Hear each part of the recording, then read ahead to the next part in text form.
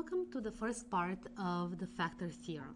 Today we're actually going to put in practice our knowledge of remainder theorem and division of polynomials, and we're going to try and factor complex polynomial functions.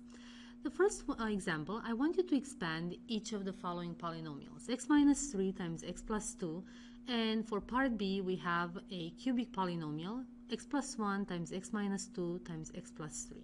Well, the first one, if we use our grade 10 skills for expanding, it is x squared minus x minus 6, and in the second part it's plus 2x squared minus 5x minus 6. Now, what do I notice about the factors of each polynomials? If I think about the factors in that p of x divided by x minus b, from that perspective, I notice that in the first polynomials, the p of b, or p of 3, has a remainder of 0, and p of negative 2 has a remainder of 0. In the second one, something very similar is happening. Also, if I pay close attention to the two b values over here, 3 and negative 2, I notice that they're both factors of negative 6. And if you remember how we were taught to factor in grade 10, especially when we had simple trinomials, quadratic trinomials, we were asked to look at the factors of the constant that would multiply each other to give us negative 6 and add to give the coefficient of the middle term. Well, let's examine another complex trinomial. It is 2x squared plus 7x plus 6, which is divided by x plus 2. In this case, they are not dividing it for us. Or they're not expressing it as factors. We're asked to see what is the remainder. Well, let's see. The remainder, we know it's equals with the polynomial's value at negative 2, and p of negative 2 is actually 2 times negative 2 squared plus 7 times negative 2 plus 6, which equals in term 0. So what I can say, if the polynomial and negative 2 equals 0 has a remainder of 0, it means that I can write my polynomial p of x as x minus b times the quotient q of x, because that remainder is 0. Well, in our case, the p of x is 2x squared plus 7x plus 6. The x minus b divisor in our case is x plus 2, and we can pretend we do not know that quotient q of x. Now, how could we find the quotient? In the case of a simple trinomial like 2x squared plus 7x plus 6, we can use factoring skills to find what the quotient is. However, if this would be a cubic or a quartic polynomial, the factoring skills might not help us, in which case we have to use the knowledge of division of polynomials. We could divide our p of x by x minus p and find out what that quotient is. And that's exactly what we're going to do once we figure out a little bit more about the factor theorem. Let's take another example with a slightly more complex polynomial. In this case, we have the polynomial 2x cubed plus 3x squared minus 17x minus 30, and this polynomial is divided by each of the following.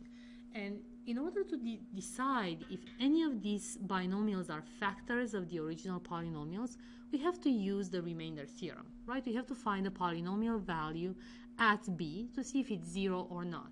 Here is where your numeracy skills are extremely important. On a test or exam or during problem solving, you can't afford to waste time to calculate every single one. So you're going to have to learn to estimate correctly but quickly what the polynomial value is at 1, at 2, at 3, and so on. So let's look at 1 very quickly, right? So we have 2 times 1 is 2 plus 3 minus 17 minus 30. There's no point in me actually calculating the number because I can see I have a very small positive number from which I subtract a very large negative number, which means it's different than 0. So I don't even bother with that because x minus 1 is not a factor of that polynomial. How about p of 2 at 2? Well, again, we have 2 times 8 is 16 plus 12 minus a very big number. Again, 17 times 2 is negative 34.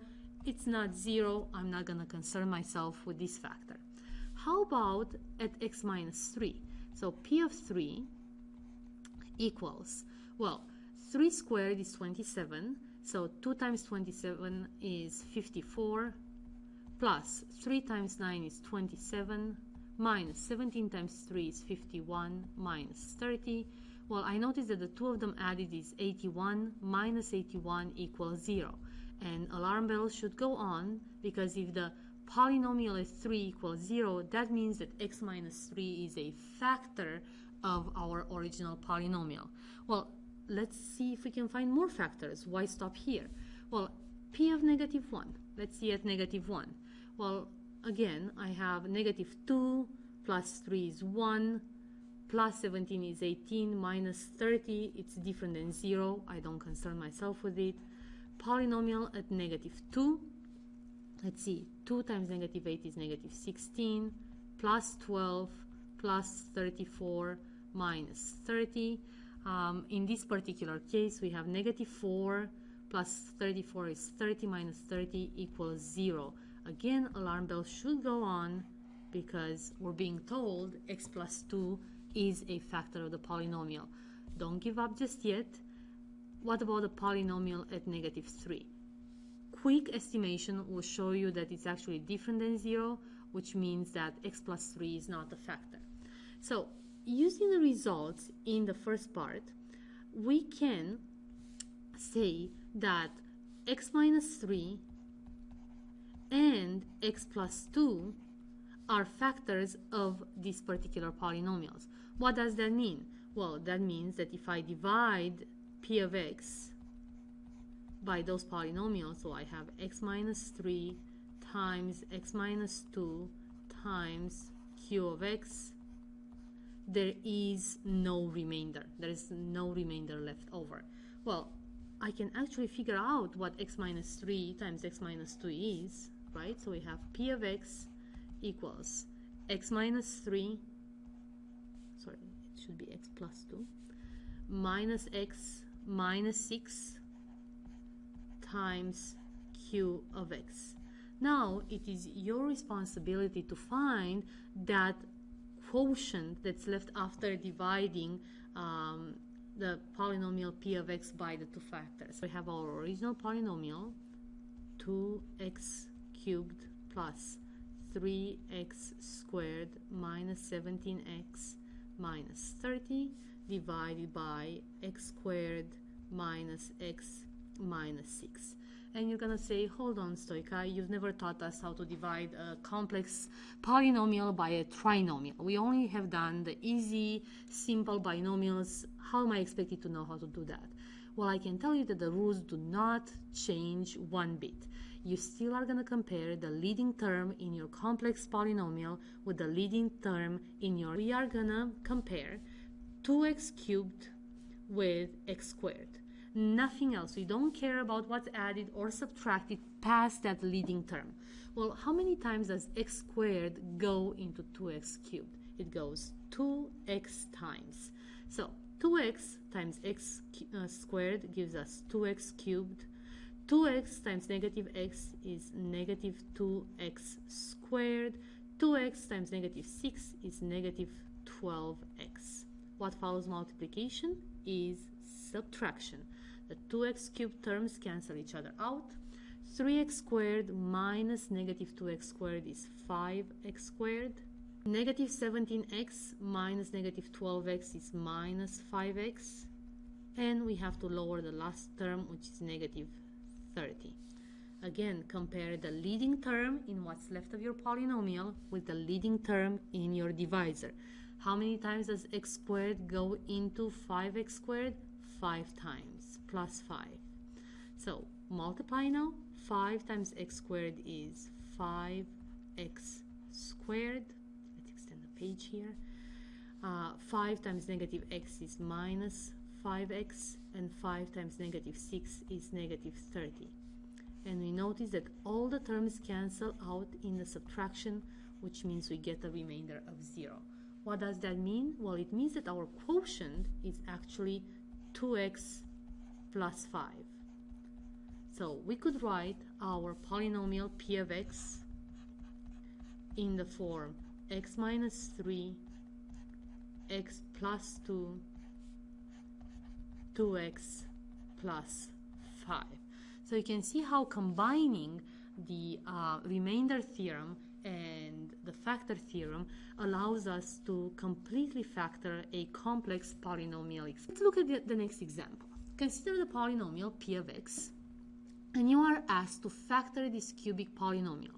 Well, the factor theorem states that if we divide p of x by a factor f x minus b, so if p of x is divided by x minus b, if x minus b is a factor, then p of b will equal 0, right? What does that mean? Well, when we had second degree polynomials, remember of the form, let's take a simple example, x squared plus 5x plus 6, right? And you are asked to factor this. We are asked to look at the factors of the constant. And I'm pretty sure your teacher said, please find what factors of 6 multiply to give you 6 and add up to give you 5. And in this case, there were 2 and 3. So we could factor it into x plus 2 and x plus 3. Let's look at the polynomial p of x and at the factors of its constant. The constant is negative 6. What are some factors of negative 6? Well, positive negative 1, positive negative 2, positive negative 3, and positive negative 6, right? Now, you're going to say, are we expected to evaluate 8 possible factors to find all the factors of the polynomials? And I'm going to say, absolutely not. With time and exercise, you're going to develop a sense as to what factors may work or not work depending on the structure of the polynomial. So let's see for the first factor at p of 1 what it is. So 1 plus 2 is 3, and I notice very large negative number. I know it's going to be different than 0. How about the polynomial at negative 1? Well, we have negative 1 plus 2 is 1, plus 5 is 6, minus 6 is 0. Bingo. We actually didn't have to evaluate much further than that. All we needed is one factor of the polynomial.